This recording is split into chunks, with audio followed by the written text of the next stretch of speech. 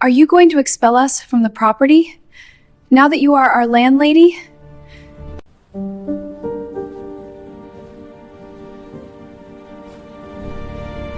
Are you going to evict us? Betty's voice cracked. Her hands trembled. The same hands that once flaunted $15,000 handbags now clutched a coffee cup from Target. Paula stared at the woman sitting across from her. The woman who'd worn a white dress to her wedding, on purpose to insult the bride. Who'd posted photos of her Newport Beach mansion with captions like, "Wish everyone could afford to live like this," just to mock Paula's tiny apartment. Who'd laughed in her face when she mentioned her parents owned a taco stand. "Please, Paula," Betty whispered, tears streaming down her face. "Don't make us homeless." 5 years ago, Betty had stood in a $3 million Pasadena mansion and called Paula quaint, code for not good enough for our family. She'd handed Paula clearance gifts with price tags still attached. She'd told Scott he was throwing his life away by marrying a poor girl. Now, Betty was living in a rental house on Victoria Avenue in Riverside, a house Paula owned. Betty didn't know it when she applied. Didn't know it when she signed the lease 3 months ago. Didn't know it until this exact moment, sitting in Paula's living room with mountain views, that the landlord who controlled her housing, who could evict her with 60 days' notice, who held all the power, was the same poor girl she'd spent 5 years trying to destroy.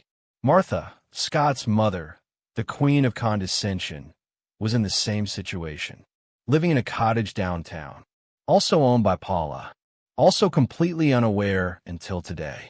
Paula had every legal right to evict them both, every moral justification after years of cruelty, every reason to watch them suffer the way they'd made her suffer. Betty was begging for mercy. But here's what Betty didn't understand yet.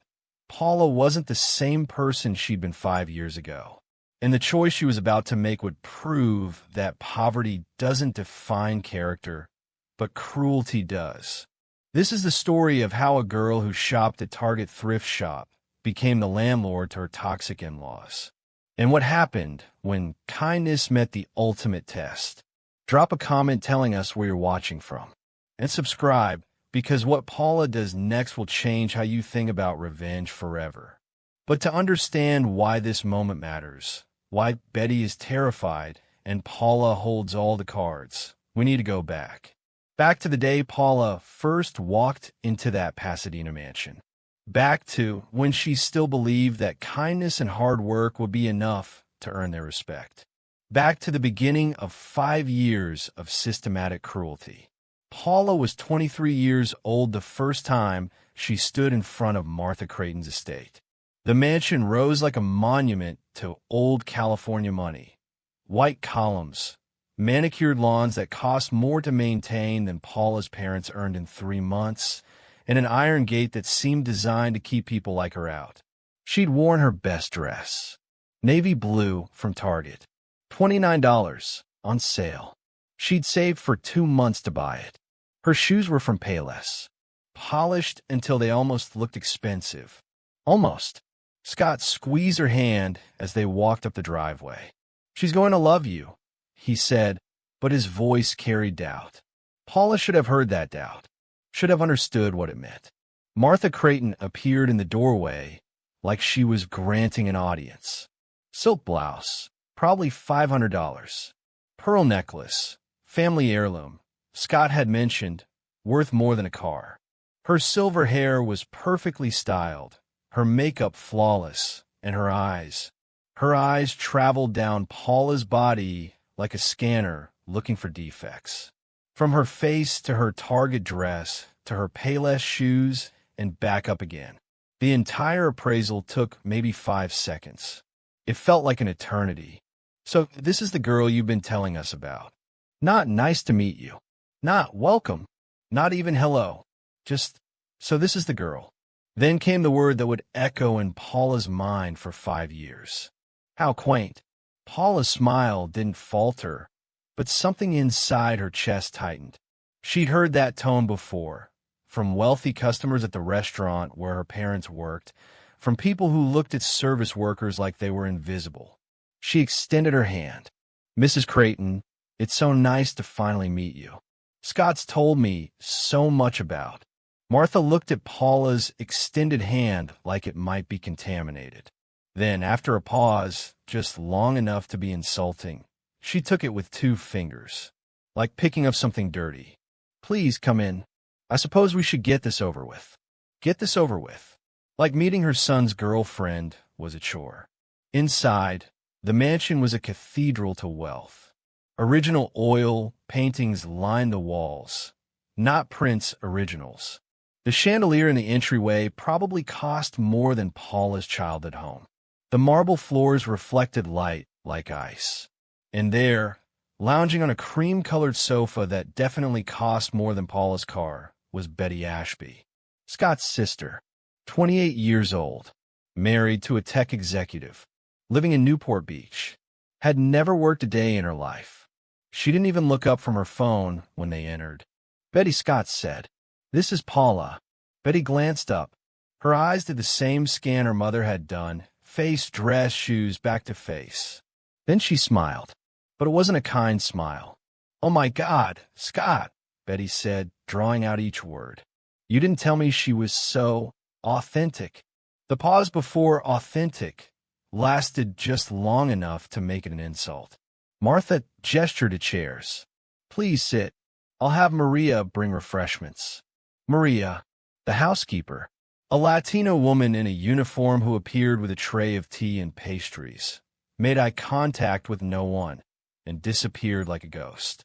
Paula watched her go and thought of her own mother, who'd worked as a housekeeper before opening the taco stand, who'd cleaned houses for people like Martha who never bothered to learn her name. Dinner was an orchestrated humiliation. Martha seated Paula at the far end of the table, as far from the family as possible without actually putting her in another room. The distance wasn't accidental. The conversation centered entirely on things Paula knew nothing about. Country clubs she'd never heard of. Vacation homes in Aspen and Martha's Vineyard. Investment portfolios and trust funds. Charity galas where tickets cost more than Paula's monthly rent. Betty dominated the conversation, her words sharp and deliberate. "Mother, remember that fundraiser at the Huntington last month?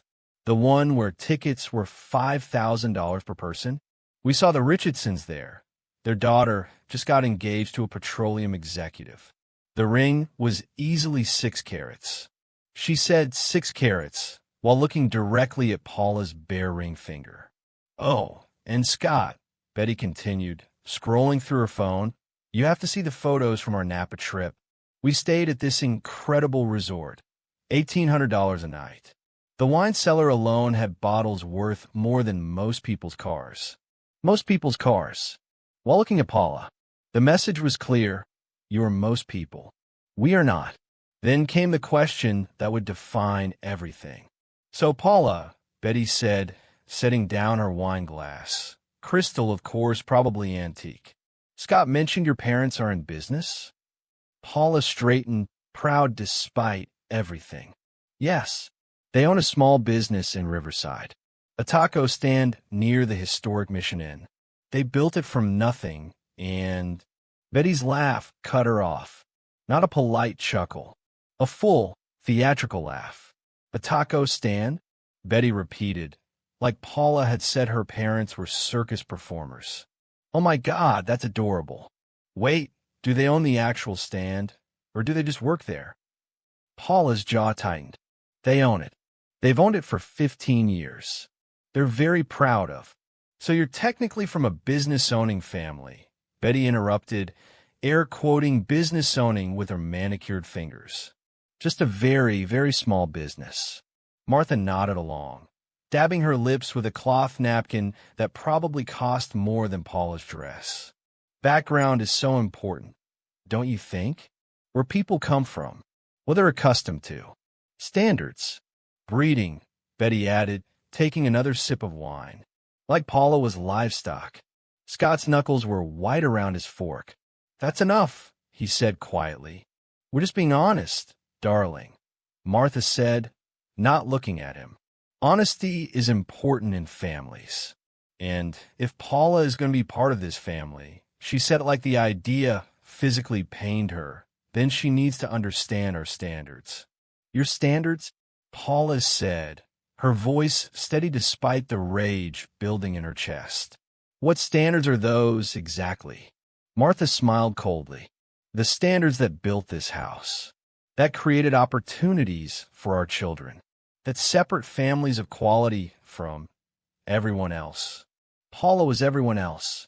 The dinner lasted 3 more hours. 3 hours of subtle digs and not so subtle comparisons. 3 hours of being reminded that she wasn't good enough, would never be good enough, could never possibly be good enough for their family. When they finally left, Scott practically dragging a shell-shocked Paula out the door, Martha's parting words were, "It was interesting to meet you, dear. I'm sure you'll understand if we don't do this again soon.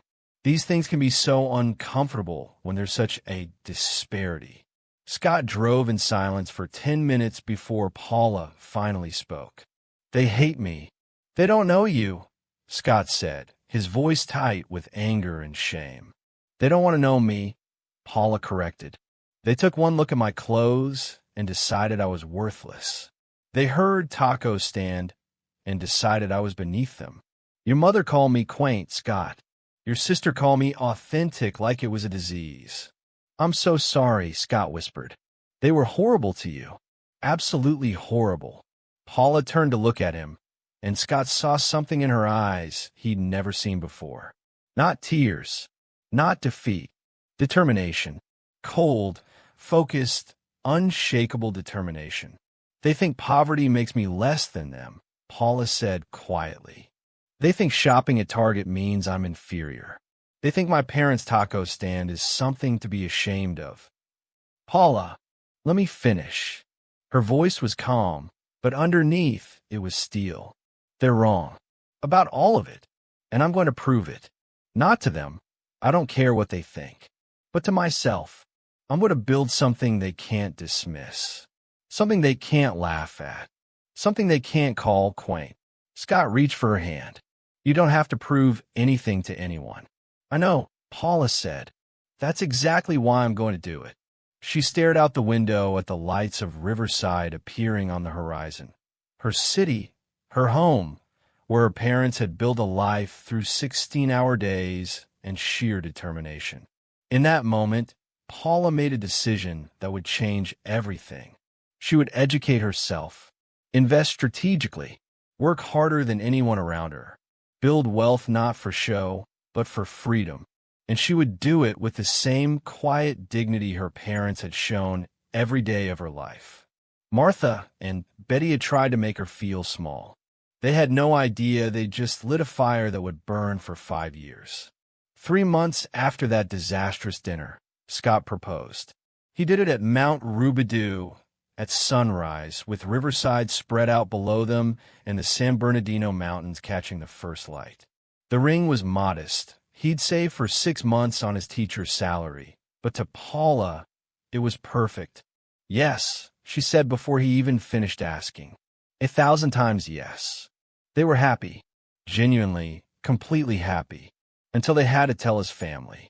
Scott called his mother from Paula's small apartment above the laundromat on Magnolia Avenue. Paula sat beside him, holding his hand, listening to his side of the conversation. "Mom, I have some news." "Great news, actually. Paula and I are engaged." Silence on the other end. Long enough that Scott pulled the phone away to check if the call had dropped. Then, "You're joking." "No, Mom, Please tell me you're joking, Scott." Martha's voice was sharp, panicked. "Please tell me you haven't done something this foolish." Paula felt the words like a slap.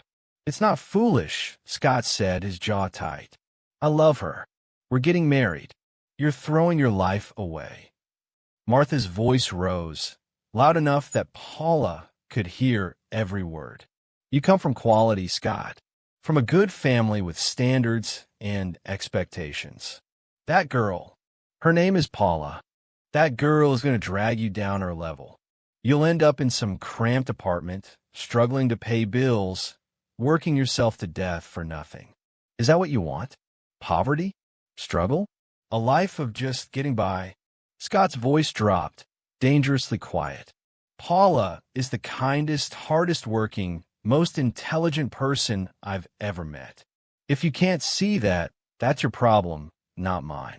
I won't support this, Martha said flatly.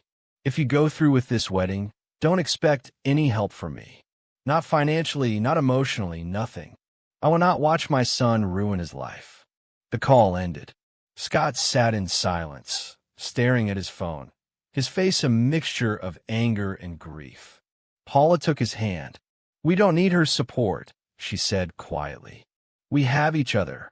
But inside, Paula felt something crack. Not her resolve, that only hardened, but something else. Some small hope that maybe, eventually, Martha would come around. That hope died when Betty called an hour later. Are you out of your mind? Betty's voice was shrill through the speakerphone. Scott, what are you thinking? You could have anyone with money, with connections, with something to bring to the marriage. And you're choosing her. I'm choosing Paula because I love her, Scott said. Love. Betty laughed bitterly. Love doesn't pay mortgages, Scott. Love doesn't maintain standards. You marry someone like that, and in 5 years, you'll be shopping at Target and driving a 15-year-old car and living in some tiny apartment in Riverside. Is that what you want? If it means being with Paula, yes. Silence. Then you're more stupid than I thought. Don't come crying to me when reality sets in. She hung up. That weekend, Martha and Betty met for brunch at their country club in Pasadena. They sat on the terrace overlooking the golf course, sipping mimosas, and planned their strategy. We have to stop this wedding, Martha said, dabbing her lips with a linen napkin. Scott is making the biggest mistake of his life. He's already proposed, Betty pointed out. What can we do? Martha's eyes narrowed. We make it clear that she's not welcome in this family. We make every family gathering uncomfortable. We remind her constantly that she doesn't belong. Eventually, she'll leave on her own. Girls like that, they can't handle our world. She'll realize she's in over her head. And if she doesn't leave, Martha's smile was cold. Then we make sure Scott remembers what he gave up by choosing her. We show him, every single day, what his life could have been if he'd made a better choice. Betty raised her mimosa glass. To high standards, Martha clinked her glass against it. To high standards, they had no idea that Paula had already decided she wasn't going anywhere. And they definitely had no idea what she was planning. Paula and Scott planned their wedding with the budget they had, basically nothing. Scott's teacher's salary covered their rent and bills with little left over. Paula was working 2 jobs, her entry-level position at a financial services firm during the day and weekend shifts at her parents' taco stand to help them out and earn extra money. Every dollar was accounted for, every expense calculated. The wedding venue, a community center near the Santa Ana River, cost $800. The catering, a friend of Paula's parents who ran a small restaurant. He gave them a deal, $15 per person for a buffet-style meal. The flowers, Paula arranged them herself, buying bulk flowers from a wholesaler and spending 3 days before the wedding making centerpieces. The dress, a consignment shop in downtown Riverside. The dress had been worn once before, cleaned, and resold for $200. The cake, from a local bakery, simple but elegant, $250. Paula's mother cried when she saw the budget spreadsheet. Not because it was small, but because every line item showed careful planning, respect for money, and resourcefulness. You're doing this right, her mother said in Spanish, holding Paula's face in her hands. You're not starting your marriage in debt. You're not pretending to be something you're not. I'm so proud of you. Paula hugged her mother and thought about Martha's Pasadena mansion, about Betty's Newport Beach lifestyle, about all that wealth that was apparently worth more than character. They think we're poor, Mama, Paula said. Her mother pulled back, looking her in the eye. Mija, poor is when you have no love, no family, no joy. They have money, yes, but they're the poor ones. 1 week before the wedding, Paula received a package. No return address, just her name on a box delivered to the apartment. Inside, a clearance candle set from HomeGoods. The price sticker was still attached, $7.99, marked down from $24.99. And a card for your new home, since I imagine gifts are hard to come by in your situation. Martha. Paula stared at that candle set for a long time. Not because it was cheap, she didn't care about that, but because Martha had deliberately left the clearance sticker on, had deliberately chosen the most obvious discount item she could find, had deliberately made sure Paula knew exactly how little she was worth. Scott found her in the bedroom, holding the card, her jaw tight. "Don't let her get to you," he said. "I'm not," Paula said. And she wasn't. She was cataloging, storing every insult, every slight, every deliberate cruelty. She was building a mental file of exactly who these people were. Because someday she knew this would matter. The wedding day was beautiful despite everything. The community center was simple but decorated with love. Paula's friends had helped set up hanging string lights and arranging the flowers Paula had prepared. The buffet smelled amazing. Her parents' friend had outdone himself with carnitas, chicken mole, rice, beans, and fresh tortillas. Paula wore her $200 dress and had never felt more beautiful. Scott wore a suit he'd owned since college, altered to fit better, and looked at Paula like she was the only person in the world.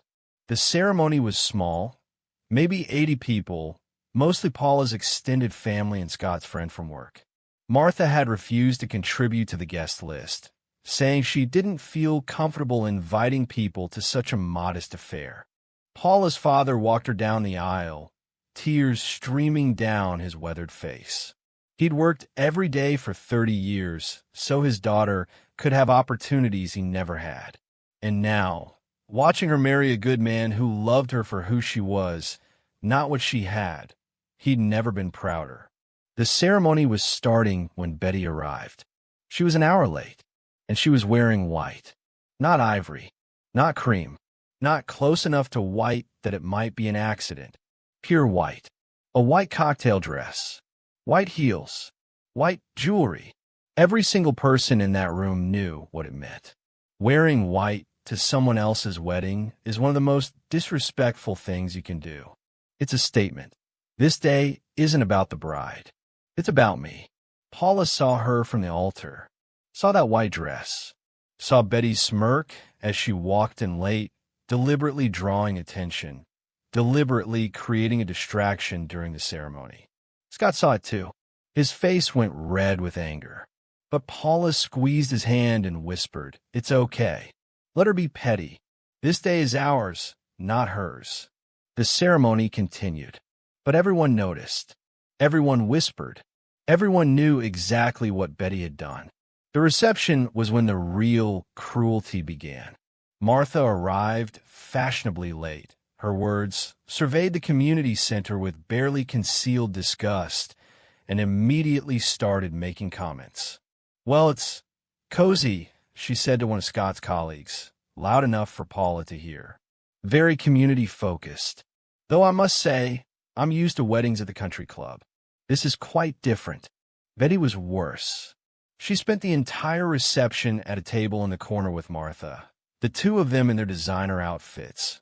Martha had worn a dress that cost more than Paula's entire wedding budget, making no effort to hide their disdain. Paula watched them photograph their plates, the buffet-style carnitas and rice, and whisper to each other. Later, she'd see Betty's Instagram post, "Family wedding today. Interesting venue choice. Very authentic. Taco." The taco emoji was deliberate. When it came time for toasts, Martha declined. "I don't feel I have anything meaningful to contribute," she said when asked.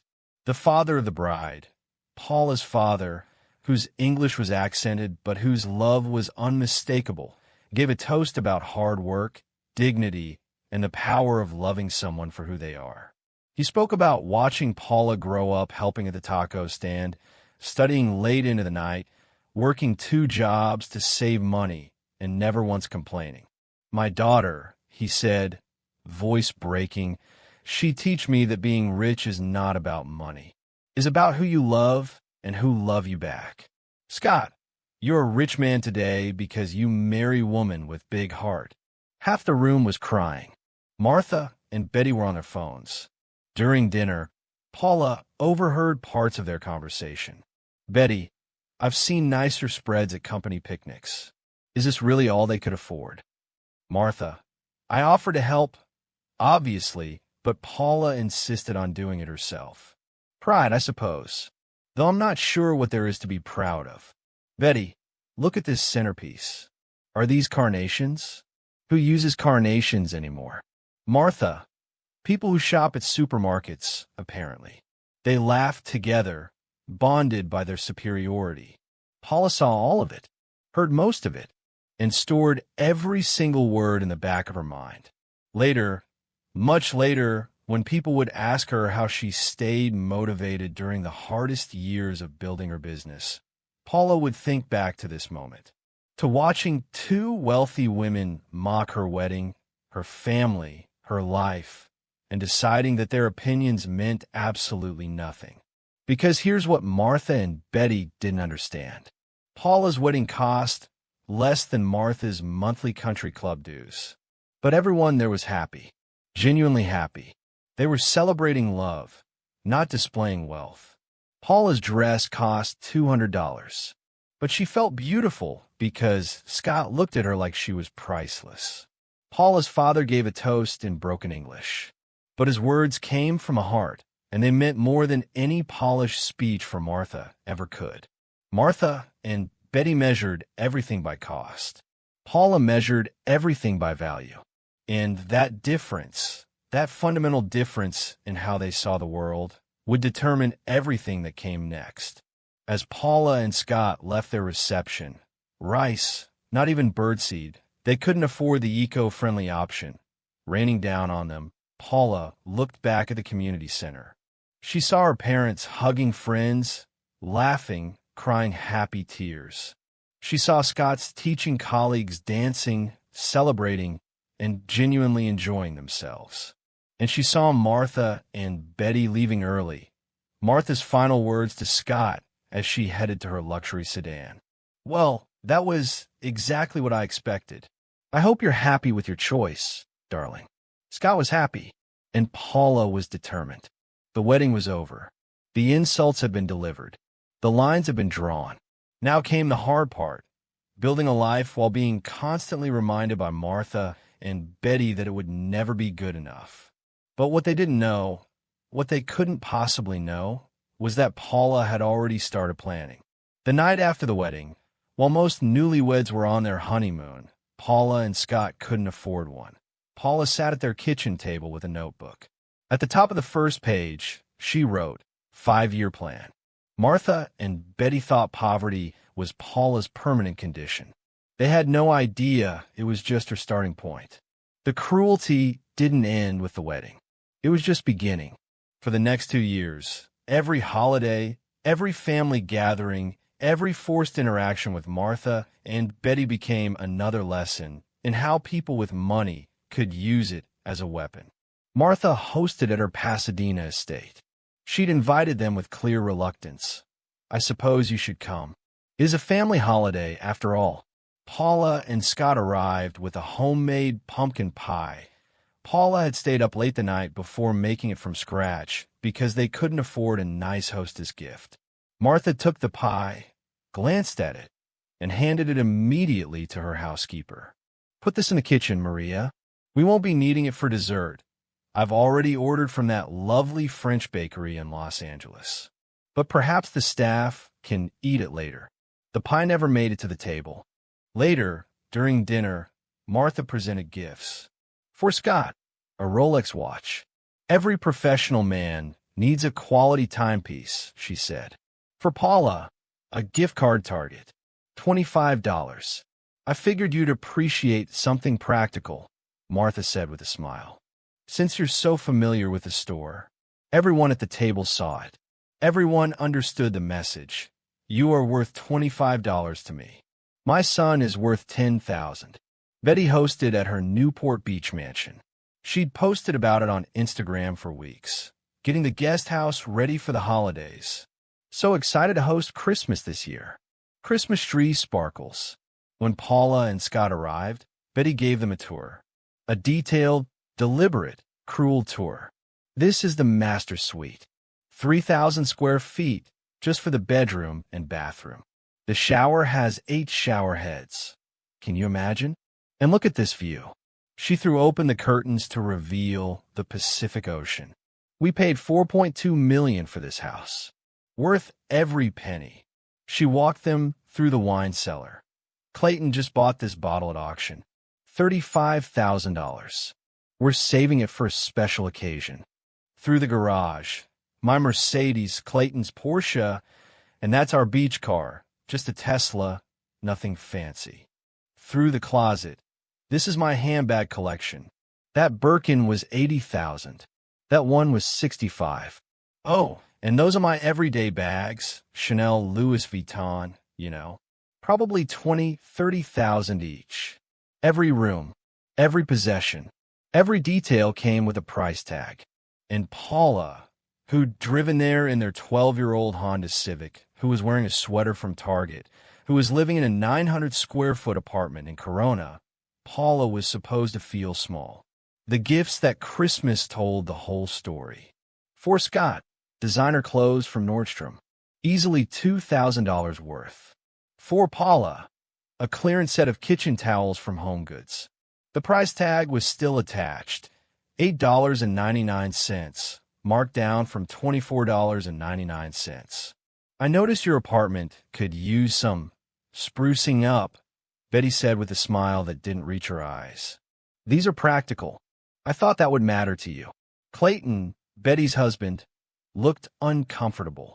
He'd always been nicer to Paula than his wife or mother-in-law. Betty, I thought we agreed on the gift. This is the gift, Betty said firmly. I'm sure Paula appreciates practical things. Paula thanked her, politely, graciously. While inside, she was cataloging another item on her list of reasons why Martha and Betty's opinions meant nothing. But the holiday gatherings were only the beginning. Betty's real weapon was social media. She posted constantly. Photo of her Newport Beach pool at sunset. Another beautiful evening in paradise. So grateful for this life. Sunrise hashtag blessed hashtag Newport Beach hashtag living the dream. Then she tagged Scott. Photo of her Chanel shopping bags. Treated myself today. A girl deserves nice things. Nail polish at Scott. Remember when we used to go shopping together? Miss those days. The implication, before you married that poor girl, life was better. Photo of an expensive restaurant.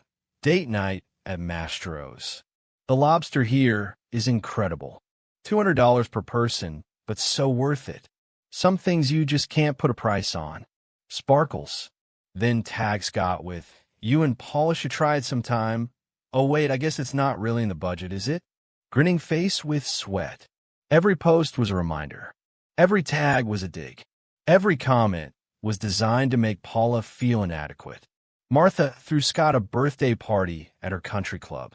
She invited her wealthy friends, business associates, people from her social circle, everyone except Paula's family.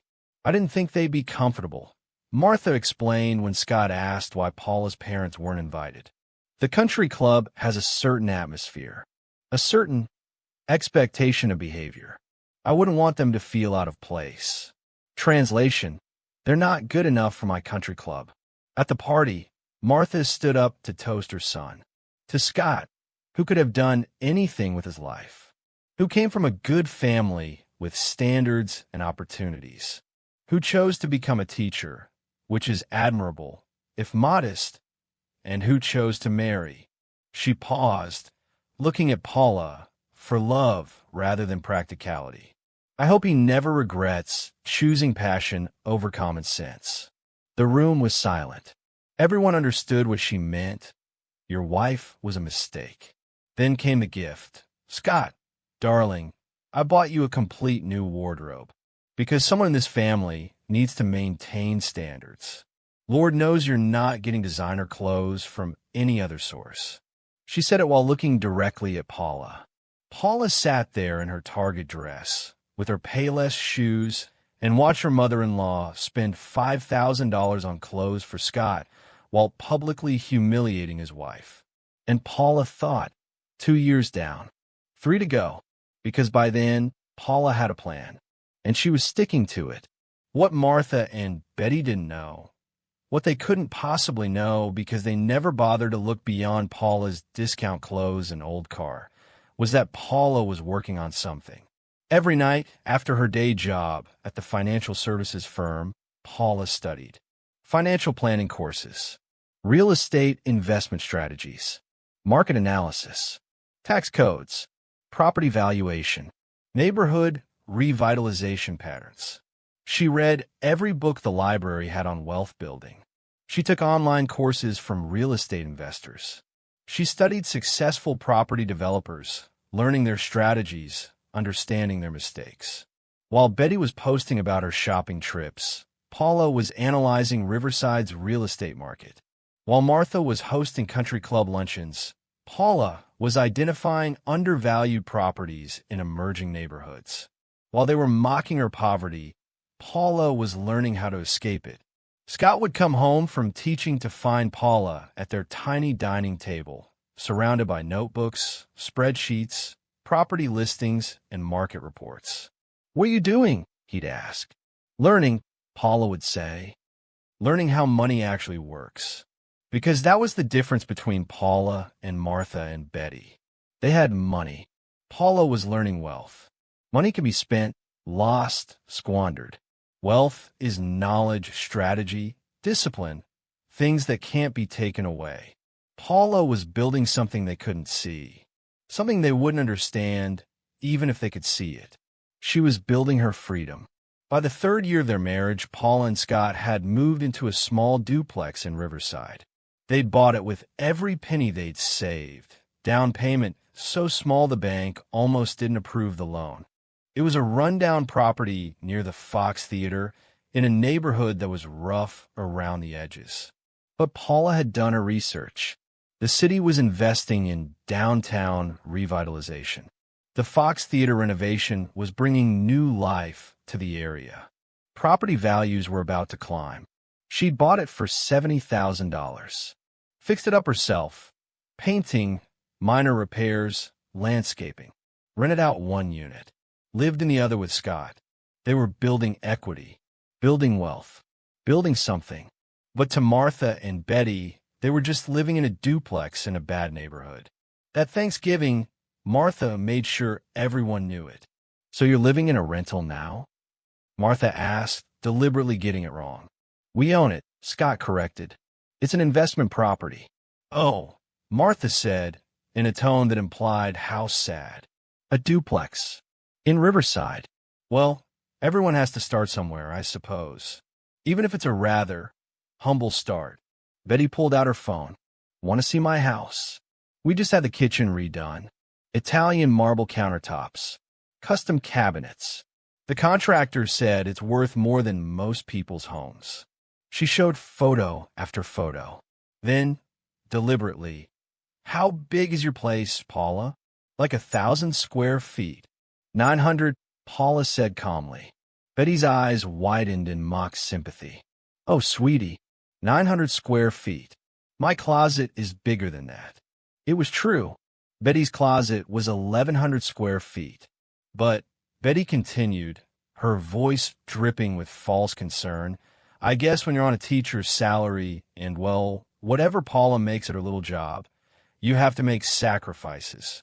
It must be so hard living in such cramped quarters." Martha nodded along.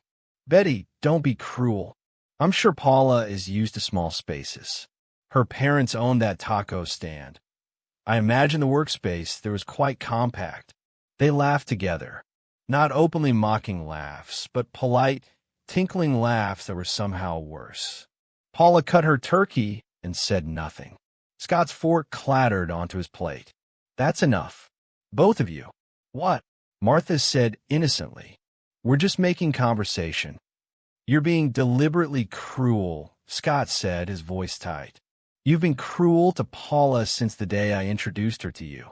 You judge her based on her bank account, mock her parents' honest work, and treat her like she's worth less than you because she doesn't have a mansion. Martha's face hardened. I treat her exactly as her choices deserve. She chose to trap you in a mediocre life. She didn't trap me, Scott shouted, standing up. I chose her. I chose a life with someone who values character over country clubs, who works hard instead of spending money she didn't earn, who treats people with dignity regardless of their income. Then you chose poorly, Martha said coldly. And one day, you'll realize it. Scott grabbed Paula's hand. We're leaving. Scott, Betty started. No, Scott said firmly. We're done. Done with the insults, done with the condescension, done with you treating my wife like garbage because she didn't inherit money. Paula is worth 10 of both of you combined, and I'm done pretending otherwise. They left, the turkey half-eaten, the insult still hanging in the air. In the car, Scott was shaking with anger. I'm so sorry. I should have stood up to them sooner. I should have. It's okay, Paula said quietly. It's not okay. They're horrible to you. They've always been horrible to you. Paula looked at her husband, this good man who'd chosen her despite everything, who defended her, who'd walked out of his family's Thanksgiving for her. Scott, do you know what I was thinking while your mother was talking about our humble duplex? What? I was thinking, she has no idea what we own, what we're building. She thinks that duplex is all we have, that we're struggling, that we're failing. And she's wrong. About all of it. Scott looked at her. What do you mean? Paula pulled out her phone and opened a spreadsheet. I've been tracking something. Our duplex? We built $20,000 in equity in 6 months. The neighborhood is appreciating exactly like I predicted. In 2 years, it'll be worth $120,000. We'll have a 60% return on our investment. Paula, and I've been looking at other properties. There's a house on Victoria Avenue. Foreclosure, needs work, but the bones are good. If we can get a loan using our duplex as collateral, we can buy it for $90,000, fix it up, and rent it out. That's 2 properties, 2 income streams. Scott stared at her. You've been planning this the whole time. Every insult, Scott. Every cruel comment. Every comparison to Betty's mansion. Every time your mother made me feel small. I channeled all of it into this. Into learning, planning, building. They think they're breaking me.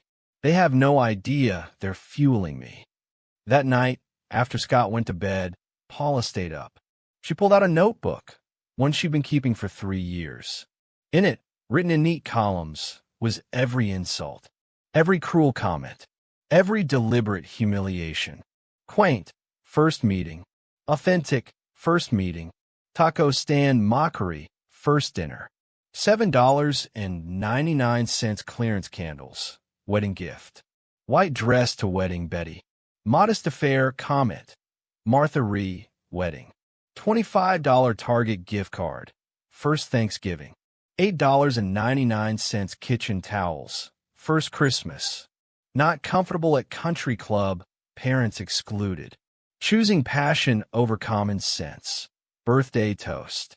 Cramped quarters, Betty, multiple times. My closet is bigger tonight. Humble start tonight. Trap tonight. Dozens of entries. 3 years of documented cruelty. Paula read through them all. Then, at the bottom of the page, she wrote, They measure my worth by my bank account. So I'll build a bank account they can't dismiss. Not for them. For me. To prove that character outlasts cruelty. That work ethic beats inheritance. That dignity doesn't depend on dollars. 5 years. That's what I'm giving myself. 5 years to build something undeniable. And when I do, I won't use it to destroy them. I'll use it to show them what real wealth looks like, having power and choosing kindness anyway. She closed the notebook. The plan was clear. The timeline was set. And Martha and Betty had no idea what was coming. Paula bought the Victoria Avenue property, used their duplex equity as collateral, spent every weekend renovating it herself, Scott helping when he could, Paula's father helping too, teaching her things he'd learned maintaining rental properties years ago. They turned a foreclosure eyesore into a charming 3-bedroom home. Total cost, including purchase and renovation, $95,000. Market value after renovation, $140,000. Rented it out for $2,100 a month. Mortgage payment, $1,400. Cash flow, $700 monthly. But more importantly, another asset, another piece of equity, another step toward freedom.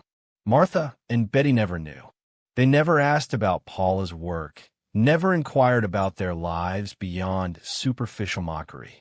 They assumed Paula and Scott were still struggling in that humble duplex. They had no idea Paula was building an empire.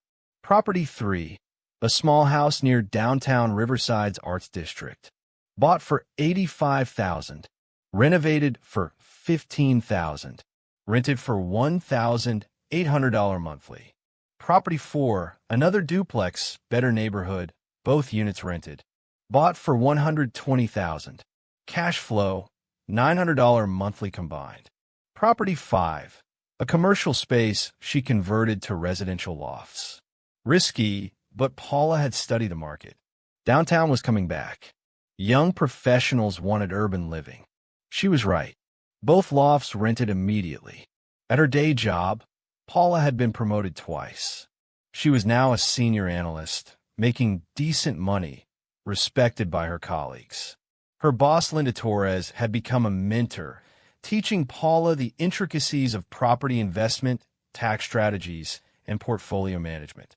"You have a gift for this," Linda told her. "You see patterns other people miss. You're patient when others panic. You're going to be very successful." Paula smiled. "I'm already successful. I'm just not announcing it yet." Betty posted on Instagram from Paris. Christmas shopping on the Champs-Élysées. Nothing says holidays like designer boutiques in the City of Light. Sparkles France, hashtag Paris Christmas, hashtag luxury life, hashtag blessed. She tagged Scott. "At Scott, miss you, little bro. Wish you and Paula could experience trips like this someday. Maybe when your finances improve." Face blowing a kiss. Paula saw the post. Didn't react. Didn't comment. Just went back to analyzing a property listing for a house near Canyon Crest, an upscale neighborhood where homes started at $500,000. She wasn't ready to buy there yet, but she was planning. Always planning. At the actual Christmas gathering, Martha's house again, the gift disparity continued. For Scott, a luxury watch. Again, Martha had a thing about watches. For Paula, a cookbook. 50 budget meals for struggling families. Martha handed it to her with a smile. "I thought this might help. I know money is tight, and I figured you'd appreciate some economical recipe ideas." The author talks about feeding a family of 4 for less than $5 a meal. Isn't that wonderful? Paula took the book, thanked her politely, didn't mention that her monthly rental income now exceeded Martha's country club dues. Because Paula had learned something important. The best revenge isn't showing people they're wrong. It's becoming successful enough that their opinions stop matching entirely. By their 5th anniversary, Paula owned 12 properties across Riverside and San Bernardino counties. Her portfolio was valued at just over $3 million. Her monthly rental income, $15,300. Her equity, over $800,000. Her debt-to-income ratio, healthy and manageable. Her credit score, 780. She'd done it. 5 years. Exactly as planned. And the best part? She'd done it quietly. No social media posts. No bragging. No announcements. Just steady, disciplined, strategic wealth building. Linda Torres called her into the office one day. Paula, I'm promoting you to Director of Investment Analysis. It comes with a significant raise and a corner office. You've earned it. Paula thanked her, accepted the promotion, and used the raise to make a down payment on her dream. A house in Canyon Crest with views of the Box Springs Mountains. 4 bedrooms, 3 bathrooms, professional landscaping, modern kitchen. The kind of house Martha would call respectable. Cost, $625,000. Paula paid cash. Well, she took a small mortgage for tax purposes, but she could have paid cash. That's what 5 years of disciplined investing had created. Real wealth. The kind that whispered instead of shouted. We made it, Scott said, standing in their new living room, sunlight pouring through floor-to-ceiling windows. We did, Paula agreed. And my family has no idea. Paula smiled. That's about to change. What do you mean? I'm ready to tell them, Scott. Not to brag, not to prove anything, but because I'm done hiding, done pretending to be struggling just to avoid their mockery, done making myself small to make them feel big. Scott pulled her close. What are you going to do? Paula looked out at the mountains. I'm going to invite them to dinner. Here, at our home. And then I'm going to let them draw their own conclusions. They're going to be shocked. They're going to be something, Paula said. But shock isn't what's coming next. What's coming next is going to change everything. Because Paula had discovered something 3 months earlier. Something she'd been sitting on, waiting for the right moment to reveal. Martha and Betty's applications. For rental properties she owned. They'd applied separately, using a property management company, never knowing the landlord was reviewing their paperwork. Paula had approved both applications, given them fair leases, reasonable rent, good properties, and for 3 months, she let them live there, never knowing who owned the homes they were grateful to have found. But now it was time for the truth, time for the reckoning, time for Martha and Betty to learn that the poor girl they'd spent 5 years mocking was the landlord who controlled the roof over their heads. And that brings us back to the beginning, to Paula sitting in her Canyon Crest home, lease agreements in hand, doorbell about to ring.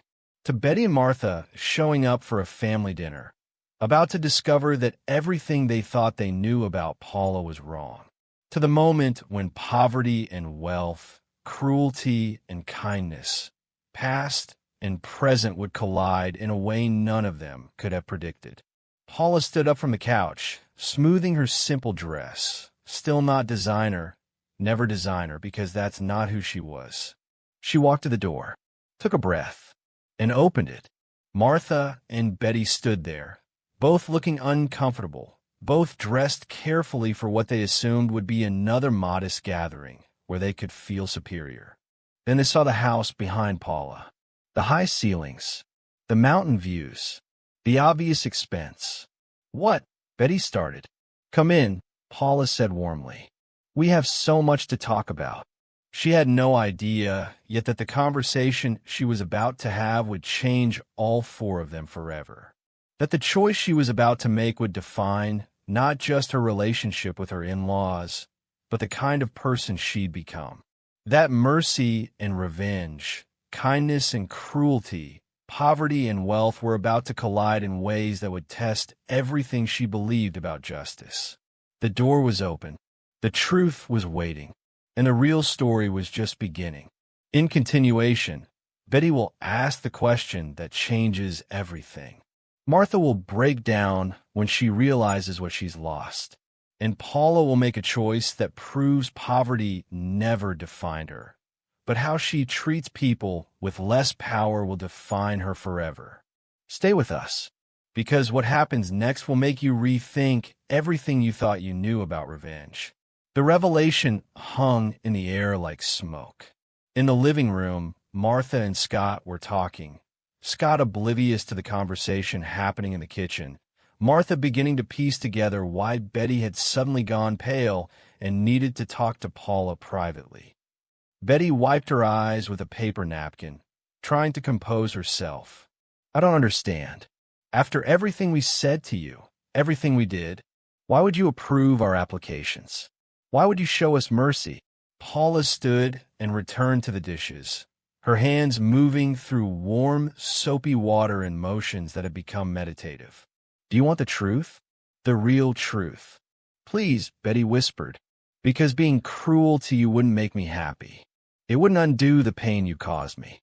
It wouldn't change the past.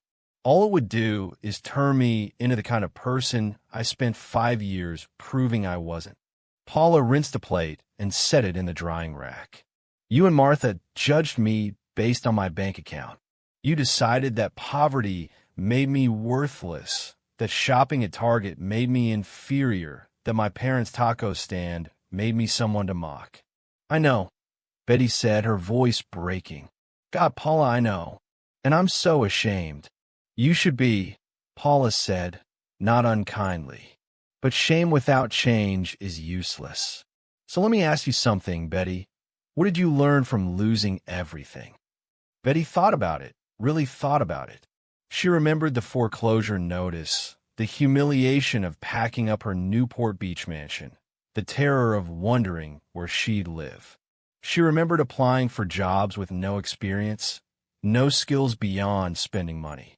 She remembered the relief when Paula's property manager had called to say her application was approved.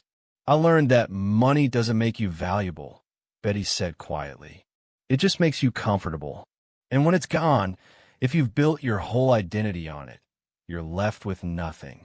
I was left with nothing because I never bothered to become anything beyond rich. Paula nodded. That's a hard lesson, but an important one. Are you really not going to evict us? Betty asked again, as if she couldn't quite believe it. Your lease is solid. As long as you pay rent on time, maintain the property, and follow the terms you agreed to, you can stay as long as you need. I built my business on integrity, and that doesn't change based on personal history. In the living room, Martha had grown suspicious of the long absence. She excused herself and found Betty and Paula in the kitchen. Betty's face tear-streaked, Paula calmly drying dishes. What's going on? Martha demanded, her old imperious tone creeping back despite her reduced circumstances. Paula turned to face her mother-in-law. Martha, I think you should sit down. I'll stand, thank you. What have you done to my daughter? I haven't done anything to your daughter except approve her rental application, Paula said evenly, just like I approved yours. Martha's face went through a series of expressions: confusion, understanding, denial, horror. No, you can't be. That cottage it's owned by RCG Properties, Riverside Canyon Group, my company. Paula set down the dish towel. I own both properties, Betty's house and your cottage. You're both my tenants, Martha. Have been for 3 months. Martha groped for a chair and sank into it, looking suddenly much older than her years. I don't, karma, Paula suggested. Poetic justice? An opportunity for perspective. How long have you known? Martha asked, her voice barely a whisper. Since you applied. My property manager sends me all applications for final approval. When I saw your names, I could have rejected you. I could have made sure you never got approved for any of my properties. But I didn't. Martha's hands trembled in her lap. Why not? Paula pulled out a chair and sat across from Martha, her expression serious but not cruel. Because you're Scott's family. Because you needed a place to live. And because the person I've become doesn't kick people when they're down, even when they kicked me. Martha started to cry. Not the theatrical tears she'd shed when Scott announced his engagement, but real tears, the kind that come from genuine shame and regret. We were terrible to you. From the moment we met you, we were absolutely terrible. Yes, Paula agreed. You were. I judged you based on your clothes, your parents' business, your discount store purchases. I made you feel small because I thought having money made me big. Martha looked up, her face ravaged by tears.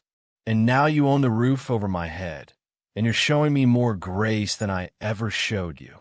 Paula reached across and took Martha's hand. Not a gesture of reconciliation, exactly, but of acknowledgement. I'm showing you what character looks like, Martha. Real character doesn't come from a bank account or a country club membership. It comes from how you treat people when you have power over them. Scott appeared in the doorway, finally noticing the emotional scene in his kitchen. What's going on? Paula looked at her husband, her partner, the man who'd loved her when his family couldn't. I was just explaining to your mother and sister that they're living in properties I own. I'm their landlord now. Scott's eyes widened. Wait, those are your properties? Yes. The Victoria Avenue house and the downtown cottage. Both mine. Scott looked at his mother and sister, both crying, then back at Paula. And what are you going to do? Paula stood, smoothing her jeans. I'm going to be a fair landlord. I'm going to respond to maintenance requests promptly. I'm going to treat them exactly like I treat all my tenants, with professionalism and respect. Because that's what good business looks like, and that's who I am. The weeks following that dinner were transformative in ways none of them expected. Martha and Betty couldn't avoid the truth anymore. They were dependent on the woman they'd spent years trying to diminish. But Paula's response to that power was a lesson in itself. When Martha's cottage needed a new water heater, Paula had it replaced within 48 hours, using a top-quality model that would last for years. When Betty requested permission to plant a garden in her backyard, Paula not only approved it immediately, but stopped by with gardening supplies, quality tools, starter plants, organic soil. You didn't have to do this, Betty said, staring at the supplies Paula had laid out in her garage. No, Paula agreed. But I wanted to. You're my tenant, and I want my tenants to feel at home in their properties. That's good business and good humanity. Betty looked at the woman she'd mocked for shopping at Target, who was now providing her with a home and gardening supplies. I don't deserve this kindness. Maybe not, Paula said honestly. But kindness isn't always about what people deserve. Sometimes it's about who you choose to be regardless of what they deserve. Martha had a similar moment when she mentioned to Paula that the cottage's backyard fence was damaged. She expected to be told it would be fixed eventually or that she'd have to live with it. Instead, Paula had a contractor there within a week, and the new fence was higher quality than the old one. I thought you'd make us suffer, Martha admitted during one of their increasingly civil interactions. I thought you'd use this power to punish us. Paula was inspecting the new fence, making sure it was installed correctly. That would make me just like you were, Martha. And I spent 5 years becoming something better than that. The revelation that changed everything came on a random Tuesday afternoon. Paula was at Betty's house fixing a leaky faucet. She still did minor repairs herself, finding it meditative, when Betty came home from her boutique job early. Paula? I didn't know you'd be here today. Emergency repair, Paula said, tightening a connection under the sink. The property manager called about the leak. Figured I'd take care of it myself, since I was in the area. Betty set down her purse and leaned against the counter. Can I ask you something? Something I've been wondering about. Sure, Paula said, testing the faucet. No leak. Perfect. When did you stop caring what we thought about you? Paula emerged from under the sink, wiping her hands on a towel. I never really cared what you thought. I cared that someone could look at another human being and decide their worth based on their shoes or their parents' jobs. I cared that cruelty was so casual for you. But what you specifically thought of me, that stopped matching the moment I realized my worth wasn't determined by your opinion. When was that? Betty asked. Paula thought back to that first dinner, to Martha's quaint comment, to all the mockery that followed. Probably that first night at your mother's house. You looked at me like I was less than human because I shopped at Target. And I remember thinking, these people will never see me clearly.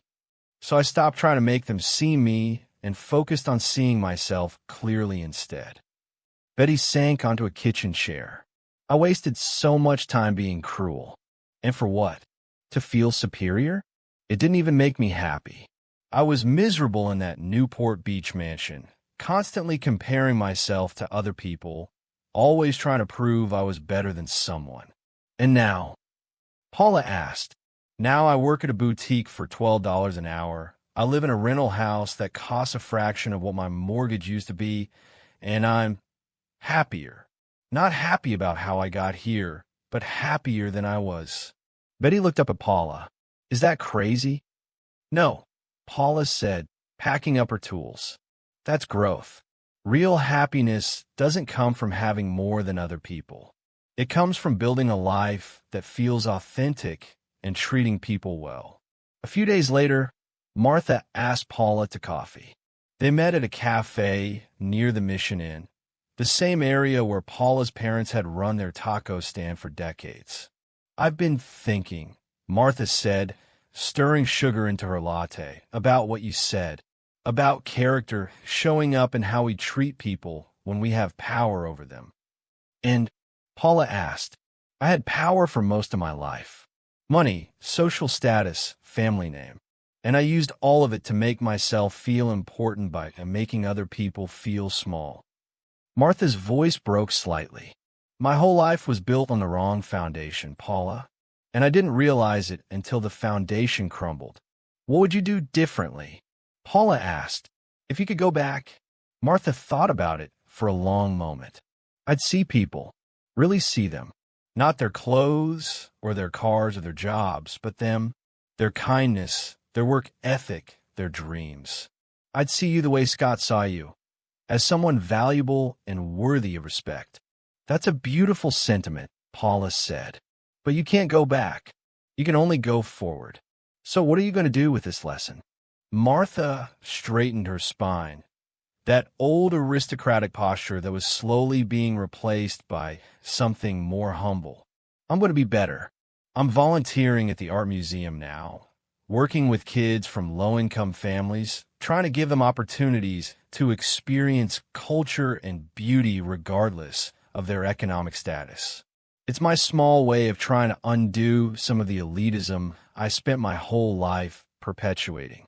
Paula reached across and squeezed Martha's hand, a genuine gesture this time, not just acknowledgement, but the beginning of something like respect. That's a good start. 6 months after the revelation, Paula invited Martha and Betty to her office, a modest space above a coffee shop in downtown Riverside, where she managed her growing real estate portfolio. She wanted to talk to them about something, and she wanted it to be somewhere neutral, somewhere professional. They sat across from her desk, both women noticeably different from the people they'd been a year ago.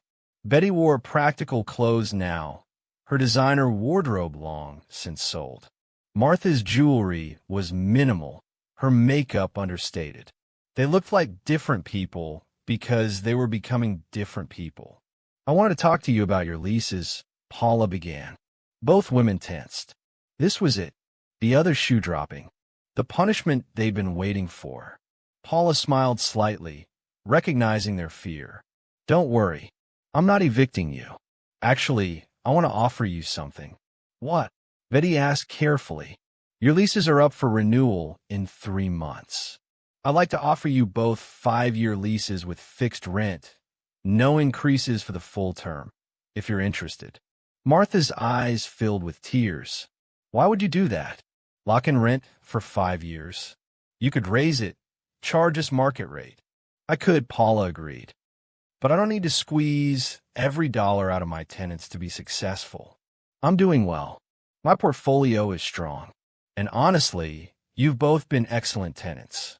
You pay on time, you maintain the properties, you follow the rules. That's worth more to me than incrementally higher rent. Betty looked at Paula with something like wonder. You're giving us stability, security. Yes, Paula said simply, because I remember what it feels like to be uncertain about housing, about money, about the future. And because you're Scott's family, which makes you my family, even if the relationship is complicated. Martha stood and walked to the window overlooking downtown Riverside. Do you know what the hardest part of this whole experience has been? She asked, her back to them. Not losing the money, not downsizing, not living in a rental cottage instead of an estate. The hardest part has been realizing how wrong I was about everything that mattered. She turned back to face Paula. I built my whole life on the idea that money and status defined worth. That breeding and background determined character. The people like you, people who worked service jobs or wore discount clothes, were somehow less than people like me. And then I lost everything, and the person I'd treated the worst showed me more grace than I'd ever shown anyone. Paula stood and came around the desk, leaning against it casually. You know what I learned, Martha? Poverty doesn't build character, but how you respond to it does. Wealth doesn't destroy character, but how you use it can. I was poor, and I chose to use that as motivation to learn and grow and build something. You were wealthy, and you chose to use that as a weapon to feel superior. Those are choices, not inevitabilities. And now, Martha asked, now you're choosing differently. Both of you are. Betty's working, building skills, finding worth in things beyond a bank account. You're volunteering, trying to give back, learning that value comes from what you contribute, not what you possess. Those are better choices. Betty stood too, joining them. I want to tell you something, Paula. Something I should have said months ago. I'm sorry. Genuinely, deeply sorry for how I treated you. For the mockery, the cruelty, the deliberate attempts to make you feel less than. You deserved better, and I failed to give you basic human respect. Martha nodded. I'm sorry too. For all of it. For judging you. For trying to turn Scott against you. For every cutting comment and dismissive gesture. You were kind and hard-working and loyal, and I was too blinded by snobbery to see it. Paula looked at both women, seeing their genuine remorse, their transformation. I accept your apologies, she said. But understand something. I didn't succeed in proving you wrong. I succeeded because I knew my own worth regardless of your opinions. That's the difference between us. You needed external validation, money, status, other people's envy. I only needed my own conviction that I was capable of more. That's why you won, Betty said quietly. I didn't win, Paula corrected. This isn't a competition. But I did build something sustainable because it was built on the right foundation: education, hard work, integrity, and treating people well. Those things last. Country club memberships and designer handbags don't. They stood in silence for a moment, three women who'd started as adversaries and were slowly, carefully becoming something else. Not quite friends. The wounds were too deep for that. But something like family, bound by shared experiences and hard-learned lessons. The 5-year leases, Martha said finally. We accept. And thank you. Paula nodded. I'll have the paperwork drawn up. You'll have them by next week. As Martha and Betty left, Paula watched them from her office window, walking down the street side by side, talking quietly. They looked lighter somehow, unburdened by the weight of pretending to be something they weren't. Scott appeared in the doorway. He'd been waiting at the coffee shop downstairs. How did it go? Paula turned to him, smiling. Better than I expected. They're changing Scott. Really changing. He came to her, wrapping his arms around her waist, pulling her close. I'm proud of you for how you've handled all of this, for building this business, for treating them with dignity, even after everything they put you through, for being the kind of person who leads with integrity, even when revenge would have been easier. Paula leaned into him, looking out at the city she'd invested in, the community she'd become part of, the life she'd built from nothing. Revenge would have been empty. This, building something real, helping people find stable housing, treating everyone with respect. This feels full. This feels right. You know what the best part is? Scott asked. What? You didn't just become their landlord. You became an example of who they could have been if they'd valued the right things. That's a legacy worth more than any real estate portfolio. 2 years after the revelation, Paula stood in front of a group of young women at a community center in Riverside, invited to speak about financial independence and real estate investment. The room was full of women like she'd once been, working multiple jobs, raising families, dreaming of stability, but not sure how to achieve it. I grew up in a neighborhood not far from here, Paula began, her voice steady and clear. My parents worked 16-hour days at a taco stand. I wore thrift store clothes and drove a car held together with determination. And when I married the man I loved, his family looked at me like I was a stain on their aristocratic legacy. The women in the room leaned forward, recognizing themselves in her story. They mocked my poverty. They questioned my worth. They tried to convince my husband that marrying me was a mistake that would drag him down. And you know what? Every insult, every condescending comment, every attempt to make me feel small, I channeled all of it into fuel. Paula clicked to the next slide, showing her first property, that rundown duplex near the Fox Theater. This was my first investment. $70,000 for something most people thought was a teardown. But I saw potential where others saw problems. I saw a neighborhood on the verge of revitalization where others saw blight. And most importantly, I saw an opportunity to build something that would last. She walked them through her strategy.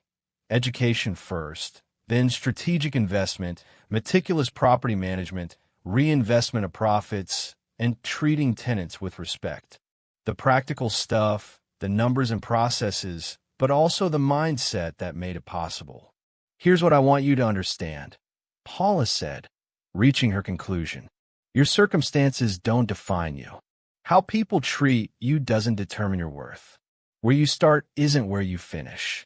What matters is what you do with what you have, how you treat people along the way, and whether you build something that reflects your values. A young woman raised her hand. What happened with your in-laws? Are they still part of your life? Paula smiled. They are. In fact, they're both tenants of mine. They lost their wealth through a combination of bad investments and over-leveraged lifestyles. And when they needed rental housing, they unknowingly applied to properties I owned. The room went silent, everyone understanding the delicious irony. And here's the important part, Paula continued. When I had the power to reject them, to make them suffer the way they'd made me suffer, I chose differently. I approved their applications. I gave them fair leases. I maintained their properties well.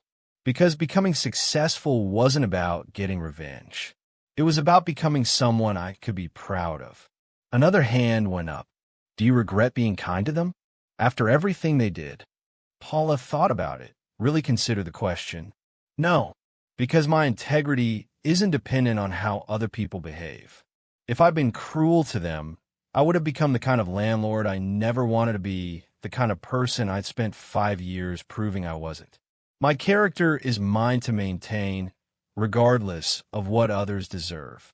After the talk, women lined up to ask questions, to share their own stories, to thank Paula for her honesty. Betty and Martha were there too, sitting in the back row, listening to Paula tell their story with grace and without vindictiveness. When the crowd cleared, they approached together. That was beautiful, Martha said. The way you told our story without making us the villains. You made yourselves the villains, Paula said honestly. I just explained what happened and what I chose to do about it. Betty nodded. We're thinking about starting a support group for women who've lost wealth and are trying to rebuild their identities beyond their bank accounts. We wondered if you'd be willing to speak at some of the meetings. Paula raised an eyebrow. You want me to speak to people who've lost money about how I built wealth? We want you to speak to people who've learned the hard way that character matters more than cash, about how you maintained your character even when you had every reason not to, Martha corrected. You're living proof that grace is stronger than revenge, that integrity is more valuable than vindication. Paula considered it. Send me the details. I'll think about it. As they left, Scott appeared, having watched from the back. You were amazing up there. I was honest, Paula said. That's all. That's everything, Scott replied. They walked out into the riverside evening, the city lights beginning to glow as the sun set behind the San Bernardino Mountains. Paula thought about that first night at Martha's Pasadena estate, when she felt so small, so judged, so dismissed. She thought about every holiday gathering where she'd endured mockery, every social media post Betty had used as a weapon, every gift Martha had given that was designed to remind Paula of her place.